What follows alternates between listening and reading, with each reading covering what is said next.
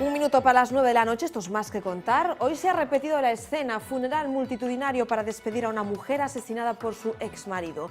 Sucedía en Lebrija, en Sevilla. Ella tenía 37 años y había denunciado a su expareja. Precisamente, los crímenes de violencia de género han entrado de lleno en campaña electoral. Ciudadanos propone eliminar el agravante por violencia machista. Aseguran que da igual si la víctima es un hombre o una mujer. Paloma. Sí, lo decía ayer la número 3 del partido de Albert Rivera en un debate a 9 en la televisión pública. Hoy ha sido él mismo el que ha salido a matizar esa postura. Insiste Ciudadanos en que pretenden equiparar las penas, pero por arriba, un argumento que no convence para nada al resto de partidos. Al margen de la contienda política, en Vigo hoy asociaciones y trabajadores de los juzgados pedían de nuevo más medios para las salas dedicadas a la violencia de género. La semana que viene comienzan con paros puntuales de varias horas para denunciar que están desbordados. Sienten que son incapaces de atender como se debe a las mujeres que deciden dar el paso de denunciar. Los productores lácteos gallegos vuelven a tomar las calles con sus tractores. Hoy los han llevado a la ronda de la muralla de Lugo y también a las puertas de un centro comercial en A Coruña. Retoman las protestas porque dicen que nada ha cambiado tras la firma del acuerdo lácteo en Madrid. Les prometieron que se les pagaría mejor la leche y no ha ocurrido. Siguen cobrando muy por debajo del coste de producción, a pesar de que en el supermercado sí ha subido el precio del litro de leche. Quieren saber quién se está llevando ese dinero al bolsillo. Critican también las ayudas de 300 euros por vaca que puso en marcha el Gobierno central y que, según ellos, solo están beneficiando a quienes no hacen las cosas bien.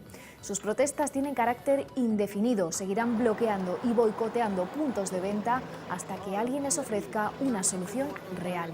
Contra centros comerciales Ha sido este jueves un día de protestas. En Lugo, además del sector lácteo, se vuelven a movilizar los ciudadanos con una reivindicación ya conocida: que el servicio de hemodinámica funcione en el ULA durante las 24 horas del día.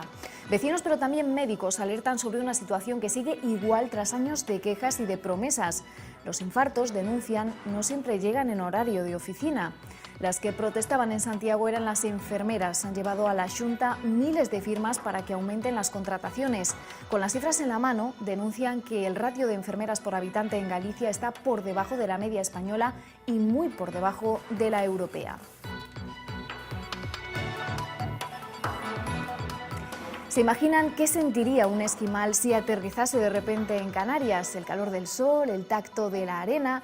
Algo así se preguntó el pontevedrés César Barral, que decidió plasmarlo en un documental que ya arrasa en Internet. En él, una familia inuit viaja desde Groenlandia hasta las Islas Afortunadas. Se trata de una campaña de publicidad que ha acabado por convertirse en un proyecto mucho más amplio. Toda una aventura para esta familia que experimenta sensaciones como sentir las olas del mar mientras se bañan por primera vez. Vivencias que enseguida nos contará en directo el publicista artífice de este documental.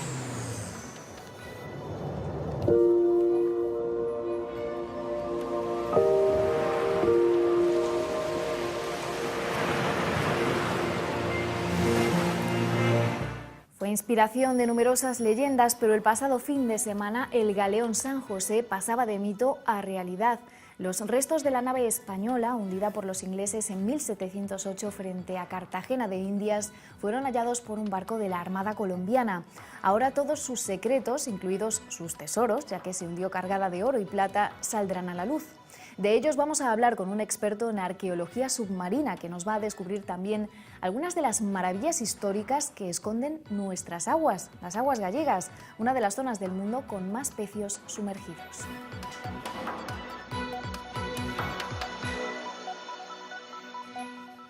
La página política se mezcla con la judicial. Más problemas para Gómez Besteiro. La jueza Pilar de Lara ha presentado un informe en el que adjunta un correo electrónico del abogado del líder socialista en el que habría intentado chantajearla. Conde Pumpido Jr. le recomienda que cambie de destino y se ofrece incluso a echarle una mano para lograr el traslado. Gómez Besteiro insiste en que son conversaciones y correos de hace año y medio, cuando este letrado todavía no le defendía a él. Conde Pumpido aseguró que Pilar de Lara le malinterpretó.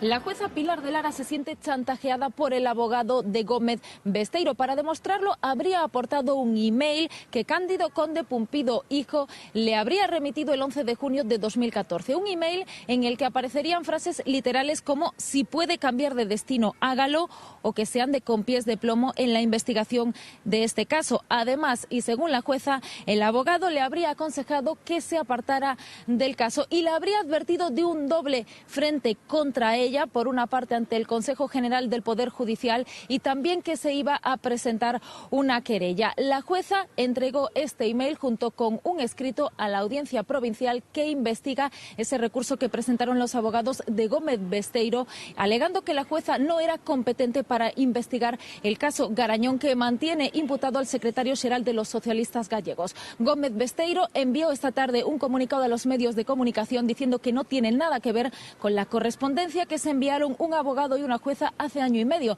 antes de que ese letrado asumiese su defensa. Pues saben cuál es la situación que yo vengo reivindicando desde hace 5 meses, una situación que considero profundamente injusta, totalmente injusta, y además que debe saberse que la Audiencia Provincial ha admitido a trámite un recurso planteado sobre la incompetencia que yo defiendo en este caso de su señoría, ¿no?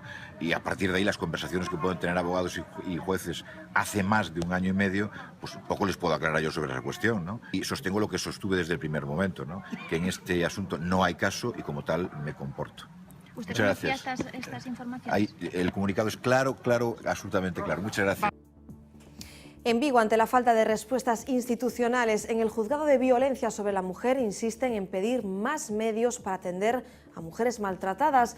Han convocado varios paros puntuales, los primeros el próximo lunes, y señalan como responsables a Alfonso Rueda y al propio Núñez Feijóo.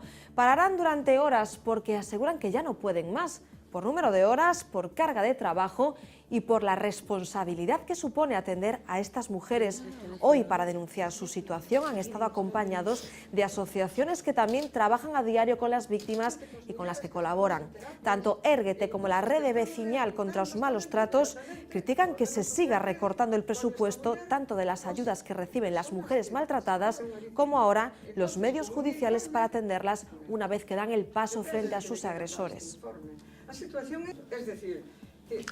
Advertimos que si el señor Alfonso Rueda no pone los medios necesarios para mejorar la situación de los juzgados de violencia sobre la mujer, le señalaremos a él y al propio Alberto Núñez Feijóo como únicos y máximos responsables de que a partir del próximo día 14 de diciembre el juzgado de violencia sobre la mujer en Vigo se paralice. Estamos a ver que cada día estamos peor e peor en violencia de xénero, en igualdade, en servicios sociais en xeral, pero da violencia de xénero é que é unha cousa que merece unha atención especial. Merece unha atención especial porque é unha situación especial e moi dramática. Los años no han cambiado las circunstancias. El hombre sigue siendo el macho alfa, la mujer siempre, en el 99% de los casos, es la Paganini de las situaciones y se sigue sintiendo vergüenza por declarar malos tratos. Las condenas por violencia de género han entrado directamente en campaña y lo han hecho de la mano de Ciudadanos. En el debate a 9 celebrado ayer, su número 3 aseguraba que la intención de su partido es eliminar el agravante penal existente en el caso de violencia machista. El partido de Albert Rivera insiste en que las agresiones y los asesinatos no tienen género y aclara hoy que lo que pretenden es equiparar las penas, pero por arriba. El resto de partidos han criticado duramente esta propuesta. Albert Rivera, abordado por problemas sociales de los que ya le hacen responsable. A Ciudadanos le exigen los votantes en el modelo un cambio. Ahora hablaremos de eso. Y le cuestionan sus adversarios, esta vez a cuenta de la violencia de género. Ciudadanos quiere que esté igual de castigado matar a un hombre o a una mujer, con independencia del sexo del agresor.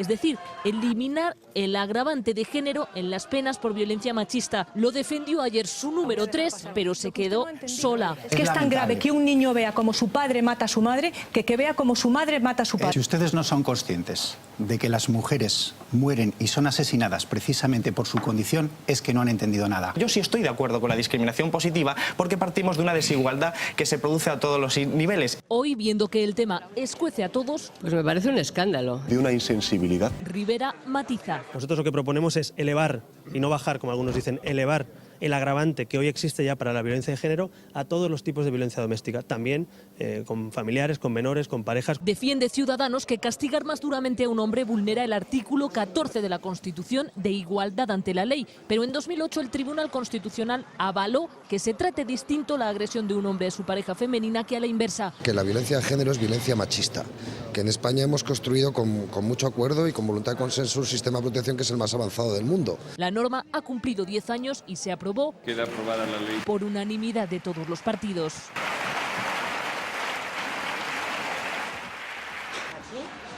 Decisión de última hora, la Junta Electoral Central ha decidido esta mañana ampliar en un día el plazo para pedir el voto por correo. Hoy va a ser la última jornada, pero finalmente también se podrá solicitar mañana en horario normal de oficina. Precisamente los funcionarios de correos habían denunciado el atasco en muchas oficinas y pedían que se reforzase la contratación ante el aumento de trabajo en estas fechas. Las colas, las largas esperas y la desesperación de los trabajadores y de futuros votantes han hecho que se tome esta medida excepcional. 24 horas más para pedir el voto por correo y cambio también en el plazo para recibir esa documentación. Ahora la oficina del censo electoral tiene hasta el lunes día 14 para hacérnosla llegar. El plazo para enviar el voto termina el día 16. Séptimo día de campaña y siguen las propuestas económicas como principales bazas de los partidos. Una de las iniciativas estrella de Mariano Rajoy es eliminar el IRPF a las personas que quieran alargar su vida laboral tras jubilarse. Pero hay mucho más. La oposición, el resto de partidos, también han contraatacado. Medidas para los autónomos. Se extiende a 12 meses la tarifa plana de 50 euros para nuevos autónomos y aún hay más. Los autónomos van a poder optar para computar su pensión o toda su vida laboral o los últimos 18 años, lo que ellos quieran. Es una forma de subir la pensión de los trabajadores autónomos. Mariano Rajoy anuncia además que quienes alarguen su vida laboral más allá de los 65 años no pagarán IRPF. Tampoco durante un año quienes accedan a su primer empleo. Los parados que monten un negocio también estarán exentos de este impuesto durante 2 años. El líder del PSOE, Pedro Sánchez, se dirige a los pensionistas. Nosotros vamos a subir las pensiones mínimas y las pensiones de orfandad durante los próximos 4 años. Ciudadanos, a las familias sin recursos, aumentará las ayudas que les da el gobierno hasta llegar a la renta mínima. Una familia con 2 hijos que tenga unos ingresos de 11.800 euros al año puede cobrar 5.000 euros más. Ante un auditorio repleto de jóvenes canarios, Podemos anunciaba sus medidas sobre la financiación de partidos. Quien done más de 5.000 euros a una formación política, que diga quién es, que queremos saber el nombre de quien se puede permitir donar más de 5.000 euros. Propuestas para dar transparencia.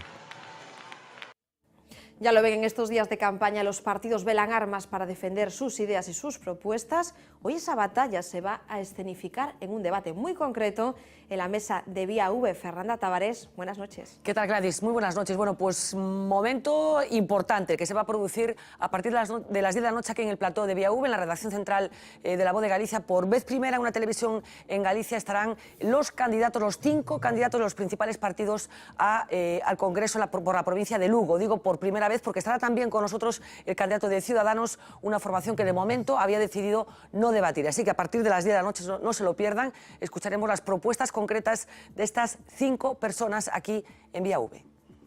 Oh Dios, camaretas sigo aquí sentado, mentre serve os lado, gritos en contemplación, que me trayan a miña ración, xamón, xamón, xamón, mon xamón, xamón, mon xamón, xamón, curado, o que quero é xamón. Nuestra próxima protagonista se llama Pamela y guarda hasta el último céntimo de las propinas del bar de Oporriño en el que trabaja para poder costearse su boda soñada. A pesar de que será una ceremonia sencilla, el gasto supone para esta camarera argentina toda una inversión. Además, se ha quedado sin el bote de noviembre porque unos ladrones asaltaron el establecimiento. Desde entonces, los clientes pueden contribuir a reponer esos ahorros con sus particulares aportaciones. Propina a propina, dice, se hace el amor.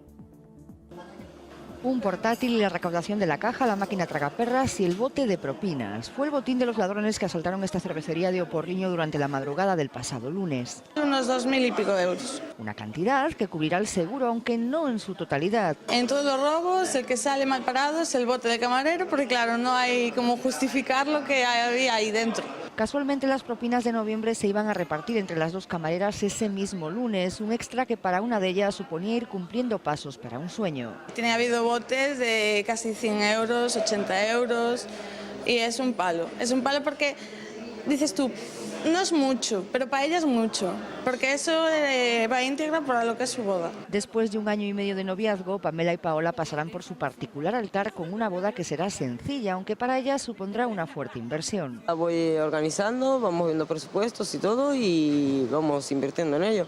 Aún no tienen fecha para la boda, pero aseguran que del año que viene no pasa, solo esperan que Argentina les remita toda la documentación necesaria. No hay forma humana de que se libre. Ni siquiera después de este revés, aunque Pamela lo lamenta sobre todo por sus jefes. Peor lo sufrieron ellos en el bar, o sea, por eso no me hace problema, la verdad. Pero la encargada, casi como un juego, inició una campaña en favor de su empleada para que la clientela repusiera lo que los cacos le quitaron. Se marcharon de Argentina para buscarse la vida y ahora quitan cómo están las cosas, toda ayuda es poca. Eso es un detallazo, eso está claro, no lo vas a encontrar en cualquier lado. Así que eso también se agradece. Se lo merece, es buena chica. Lo que empezó como una broma, la verdad, está funcionando y yo por ella me alegro mucho. No conozco ni a la chica, pero bueno, habrá que contribuir, ¿no? Ya que es una boda. Llevamos contribuyendo toda la semana. Hay que contribuir, entonces, ¿no? Dicho y hecho, aunque solo sean 20 céntimos. Y así, propina a propina, seguro que Paloma y Paola podrán celebrar su amor como habían soñado. Para aquellos que tienen tendencia a engordar, llega una época terrible y es que entre comilonas familiares y eventos de empresa no paramos de comer estos días. Hoy nos preguntamos y les preguntamos a los nutricionistas si hay algún remedio para evitar este aumento de peso. Es inevitable. En Navidad se engorda. Ahí va la cifra, entre 2 y 5 kilos en apenas 3 semanas. Me como lo que haga falta. Sobre todo un pavo. Los hombres de media se ponen 4,3 kilos de más y las mujeres 1,8 kilos. Madre mía, la dieta, madre mía. Yo ya lo perderé. Cuesta mucho dejar de comer bien. Las razones caen por su propio peso. A hincharme a comer. Demasiados compromisos a los que nadie quiere faltar. Eso se traduce en exceso de comidas ricas en calorías. Si en la mesa hay marisco, no hay duda, nos vamos al marisco. Y todo eso regado con mucho alcohol. Esto aporta muchas calorías vacías de elementos nutritivos, así que si no lo puede controlar, apunte.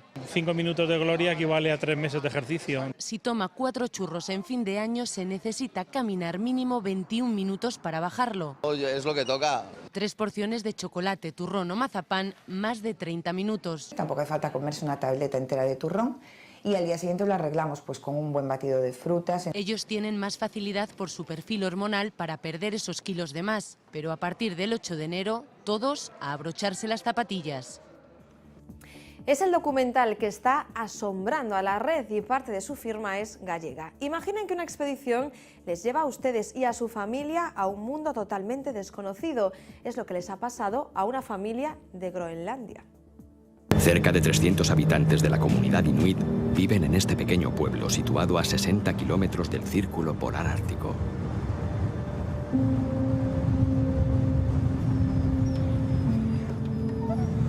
En Kulusuk no hay cines, ni teatros, ni tan siquiera un bar o un restaurante. My name is Justus. I like it fishing, hunting and fishing in parks. ¿Qué ocurriría si algunos inuit acostumbrados a unas condiciones extremas pasaran unos días en el mejor clima del mundo? Y ese mejor clima del mundo es Canarias. 11 habitantes de Kulusuk, una pequeña aldea de 300 habitantes a solo 60 kilómetros del Círculo Polar Ártico, han pasado una semana en las Islas Canarias. Así lo retrata el documental La Sonrisa del Sol. Es una iniciativa de la agencia PHD para Promotur Turismo de Canarias. Sus experiencias en las islas trasladan una forma diferente de comunicar las bondades de este archipiélago. Es casi una experiencia extrema.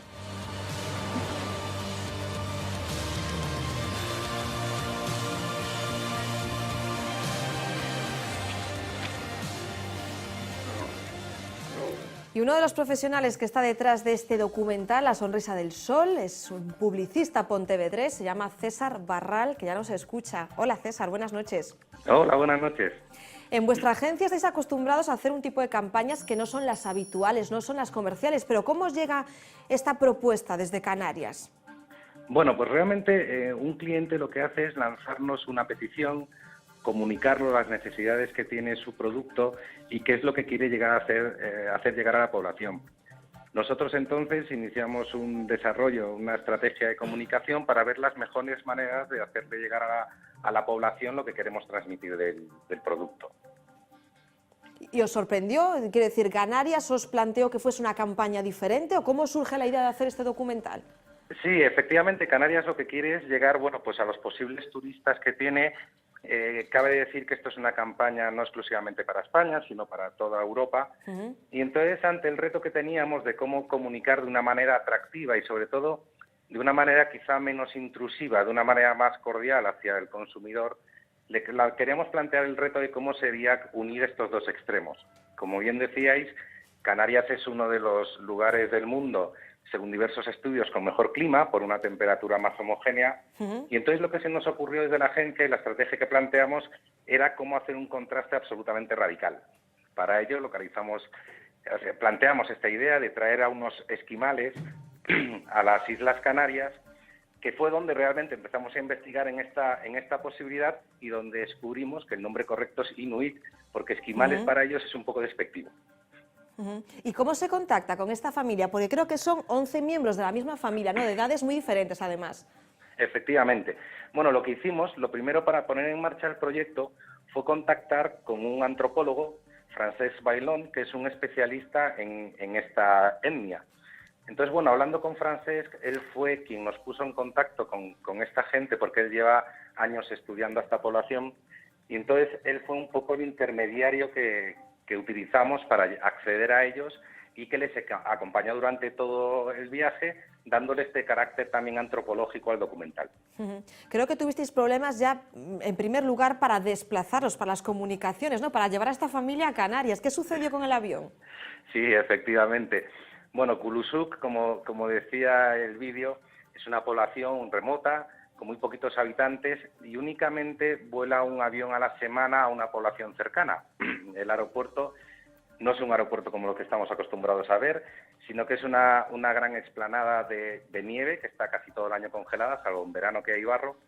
Y entonces, la semana que teníamos previsto el rodaje en las Islas Canarias y teníamos todo preparado, hubo un frente polar y entonces era imposible aterrizar en esa población. Se abrió una ventana de tiempo de buen tiempo, que se calculaban unas 12 horas, entonces en ese rato tuvimos que fletar un avión específicamente para sacarlos de la isla y ya poder hacer el traslado a Canarias y poder hacer el rodaje con los timings que teníamos previstos. En el documental se ve la parte previa en la que explican cómo es esa zona en la que viven, también se ve como un pequeño, su profesor explica en clase que va a ir a un sitio llamado las Islas Canarias, pero esta familia fue reticente en un primer momento a viajar, ¿o mostró su disposición ya desde que se planteó el plan? Pues desde el principio les hizo mucha ilusión.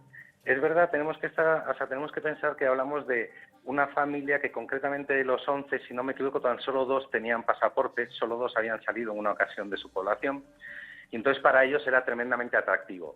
Como os decía, Francesc también lleva trabajando bastante tiempo en esta población, entonces tiene muy buena relación, les conoce muy bien y es prácticamente uno más de la familia. Con lo cual también venir a conocer el país de Francesc era tremendamente ilusionante para ellos y desde el principio la verdad es que estuvieron encantados de venir. Como digo, muchos de ellos tuvieron que hacerse su primer pasaporte porque jamás lo habían usado, pero desde el principio fueron encantadores, estaban ilusionadísimos con la idea y de hecho, bueno, yo creo que el propio documental, el que haya tenido ocasión de verlo, rezuma esa emotividad que hay recíproca realmente, porque tanto ellos conquistaron a los canarios como Canarias les conquistó a ellos como un lugar que jamás habrían soñado pisar. Claro, César, estamos viendo precisamente imágenes del documental, de su llegada. Entiendo que lo primero y el mayor impacto debió ser la temperatura, ¿no? Hombre, lo primero es la temperatura, pero a mí todavía hay algo que me llamó más la atención, porque al final la temperatura lo podemos imaginar. Si viene un inuit, seguro que aquí hace mucho más calor. Lo más impresionante es que decía Francesc que en un solo minuto en el suelo canario ellos pudieron ver a más gente de la que ven en un año en su población, porque es realmente remota, aislada y no conviven prácticamente con más gente. Claro. Entonces, efectivamente, las experiencias fueron tremendas. Claro, en Kulusuk viven, hay que decir, 300 habitantes y están a 60 kilómetros del círculo polar ártico. Claro, hay que imaginárselo. También les vemos, aparte de disfrutar muchísimo de todo el ambiente, pero sobre todo unas sonrisas bañándose en el mar, claro. Efectivamente, era otra de las cosas, yo creo que realmente lo que más a ellos les llegó a lo profundo de su corazón fue poder bañarse en el mar.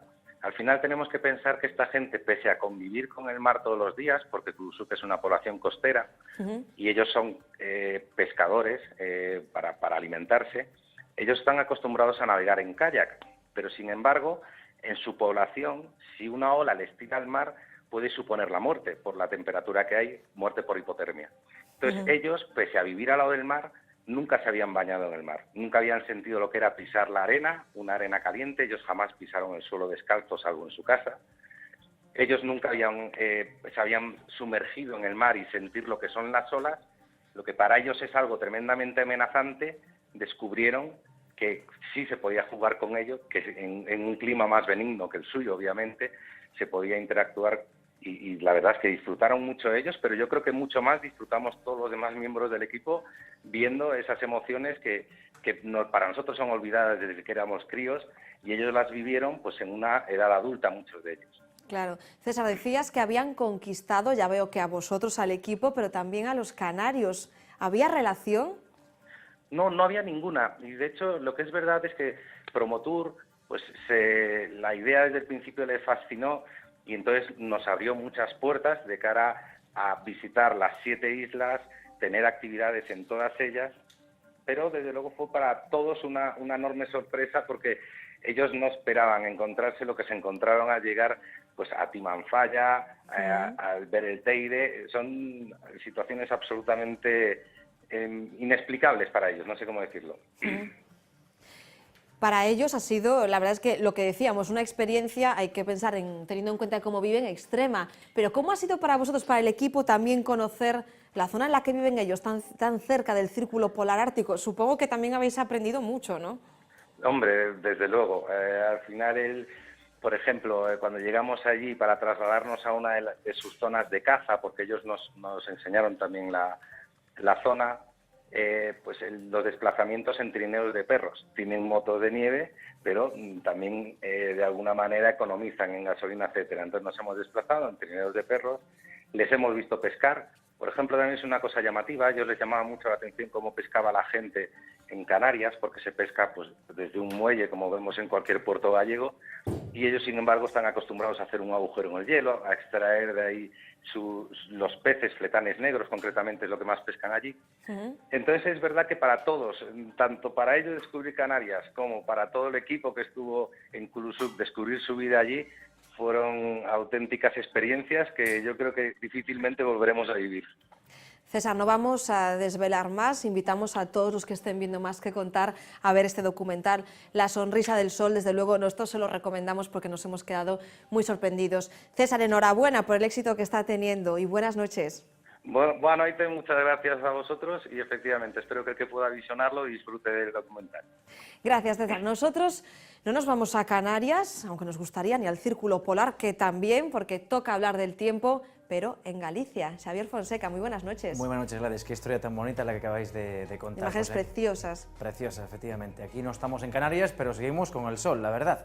Seguimos con el sol porque, como vemos en el mapa de Isobaras, estamos con el anticiclón que sigue en la misma posición, extendiéndose desde la península ibérica hacia el continente europeo, incluso protegiéndonos frente a estas borrascas atlánticas, porque hay que decir que las borrascas se siguen formando a estas alturas del año, pero la verdad es que se está moviendo por el norte de Europa y nosotros tenemos el anticiclón que está ejerciendo como escudo y por tanto mantenemos unas condiciones muy estables, igual que lo va a hacer este viernes. Fíjense el mapa. De todas formas hay que destacar, como lo hicimos ayer, esas nieblas matinales que se forman en el interior de la comunidad, nieblas que están siendo muy densas en toda la provincia de Lugo. Además, como estamos con vientos muy flojos y vientos variables, también estamos viendo mucha humedad en las localidades del noroeste de la comunidad. Por ejemplo, hoy en A Coruña hemos amanecido con nubes bajas, pero luego han ido desapareciendo con el paso de las horas. Así que en cuanto se deshace toda esa humedad, nos quedamos con este mapa, con los cielos completamente despejados. Va a ser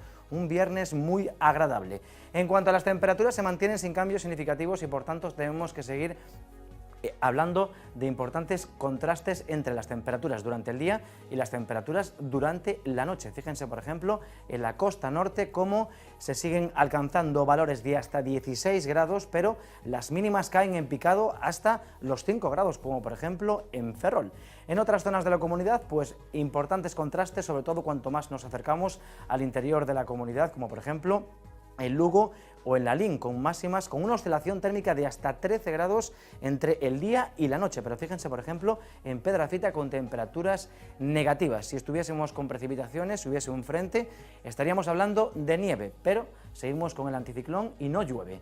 En las Rías Baixas alcanzamos máximas un poquito más elevadas, de hasta 17 grados en Vilagarcía, en Pontevedra y en Vigo, pero las mínimas por la noche caen en picado, hasta 10 grados, mínimas en Vigo y en Pontevedra de 7 y 8 grados, en O Carballiño de 1 grado. Y en el interior de la comunidad, pues fíjense ustedes, máximas, contrastes muy importantes entre las máximas y las mínimas, de hasta 13 grados en Berín, en 16 grados en Ourense, 16 grados de máxima y una mínima de 5 grados. Así que este viernes volveremos a tener una jornada muy estable. Estamos muy pendientes de lo que está sucediendo ahora mismo en París porque faltan muy pocas horas para saber si habrá o no habrá acuerdo sobre cambio climático. Las negociaciones para alcanzar un pacto global recibieron hoy un impulso con la presentación de un nuevo borrador más conciso que estaría más cerca del acuerdo que podría satisfacer a todas las partes. En ese hipotético acuerdo climático, Estados Unidos, India o China han logrado eliminar un artículo existente en los anteriores documentos, el artículo 17, que hacía referencia a que los compromisos de reducción de emisiones fueran legalmente vinculantes. Esta es una muy mala noticia porque no se comprometerían a cumplir con los objetivos acordados en París. Los gobiernos hablan ahora de celebrar una nueva conferencia climática entre 2018 y 2019 con el objetivo de que los compromisos de reducciones de emisiones puedan actualizarse en 2020 y 2021. El presidente de la cumbre ha dicho que el de hoy no es el texto final ni el acuerdo está asegurado, ya que los principales conflictos con los que se arrancó la negociación están más suavizados pero no resueltos. A estas horas de la noche estamos más cerca de un fracaso histórico, aunque parece que la noche va a ser muy larga.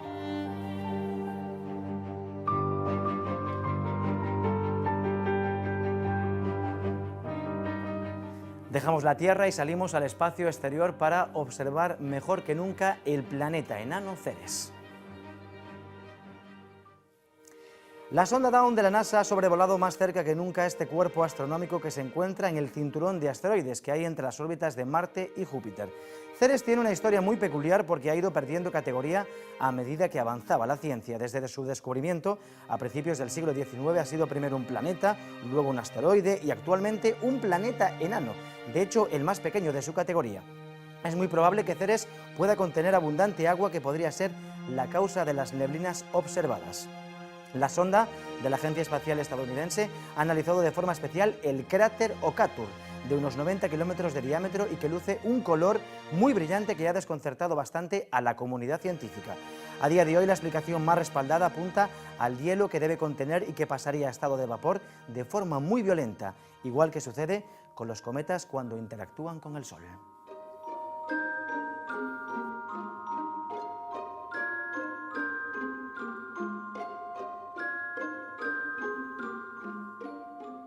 Cuando quedamos con alguien damos dos datos, la hora y el lugar, ¿verdad?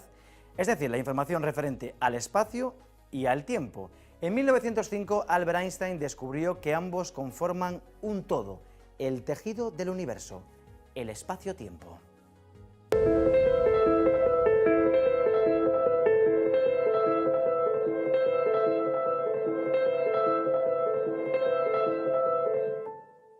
Una de las revoluciones que surgieron de la mente de Einstein mientras trabajaba en la oficina de patentes durante el Annus Mirabilis tiene que ver con la relación entre el espacio y el tiempo. Todo el mundo sabe lo que es el espacio, o creemos que sabemos lo que es el espacio. El espacio está hecho de 3 coordenadas en las que nos podemos mover. Ahora mismo, por ejemplo, estas 2 calles que vemos a mis espaldas podrían servirnos como un sistema de coordenadas, ¿vale? Pero el espacio es algo más que 3 direcciones, es decir, es la posibilidad de girar y ir en una que no está en ninguna de las 2. Yo puedo ir por aquella calle, puedo ir por aquella calle, pero el espacio es la posibilidad de ir en una dirección intermedia. Si yo me meto por esa puerta, voy en una dirección que es intermedia. Por entonces había las coordenadas físicas del espacio y después estaba la del tiempo, que era independiente. Pero Einstein no lo veía así. Él propuso que ambos conceptos conforman un todo, el tejido del universo, lo que hoy llamamos espacio-tiempo. Un tejido en el cual no puedes separarlos, ¿de acuerdo? O sea, es decir, antes sí que podías separar, el espacio iba por un lado y el tiempo era universal. Ahora no, el espacio y el tiempo tú puedes rotar en esas 3 direcciones. Sobre la idea del espacio-tiempo, cuyo artículo fue publicado en Berna en 1905, la comunidad científica guardó silencio. Realmente una teoría complejísima, innovadora, difícil de entender, o sea, y hay la frase famosa de que la teoría de la relatividad solo la entiende Einstein y uno más, y es así porque matemáticamente es compleja y no es intuitiva. O sea, yo creo que eso es uno de los grandes problemas de la física hoy en día y los grandes problemas que tenemos para poder llegar a la sociedad y a los colegios, que llegue la física actual, no la física clásica, que es más conceptualmente más fácil. La física moderna es difícil de entender, no es trivial, no es intuitiva. Realmente uno tiene que desprenderse de muchas cosas adquiridas para poder entender conceptos que son muy complejos. Pero el silencio de los físicos de la época quizás tenía otra explicación. Einstein era un hombre desconocido que trabajaba en una oficina.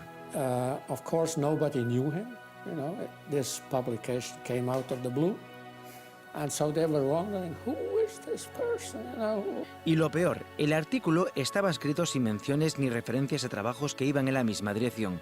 Su propuesta rompía con el éter que buscaban los científicos a comienzos del siglo XX, una hipotética sustancia por la cual se propagaría la luz. Evidentemente estaba la academia, ¿no? Y la academia tenía algunas personas con un peso específico muy grande, en particular en Francia estaba el gran Henri Poincaré, que se quedó a las puertas, pero Henri Poincaré lo que había hecho durante toda su vida era intentar arreglar las cosas para que el éter existiera, para poder entender, es decir, arreglar un coche viejo, remozarlo por aquella, en lugar de coger lo que Einstein dice, lo que tienes que hacer es tirarlo.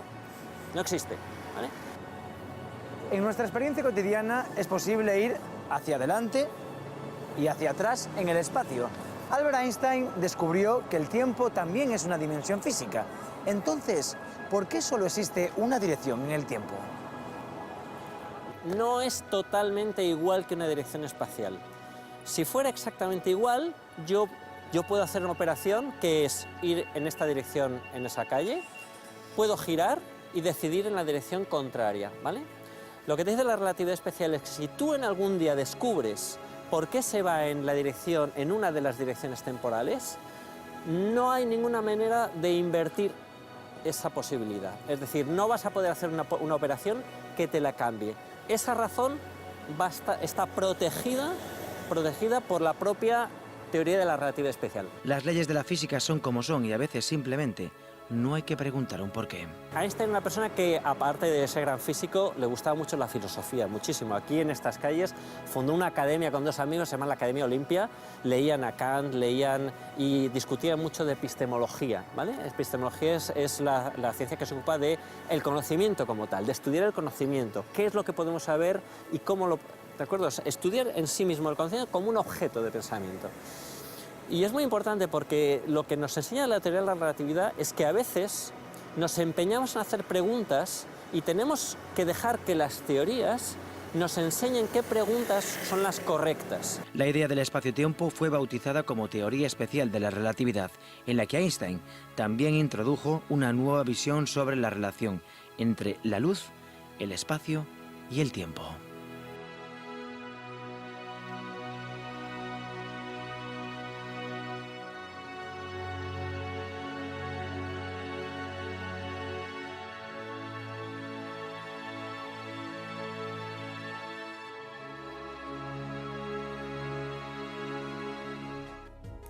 Gladys, en el próximo capítulo hablaremos sobre la velocidad de la luz. Y queda mucho que contar, ¿no, Y queda Xavi? muchísimo que contar. Gracias, hasta mañana. Nosotros volvemos solo en unos minutos para hablarles de todos los tesoros que esconden nuestro mar y nuestros océanos. Galicia es una de las zonas mundiales donde más pecios se encuentran sumergidos. ¿Existirán o no los tesoros? Hoy hablamos de patrimonio subacuático.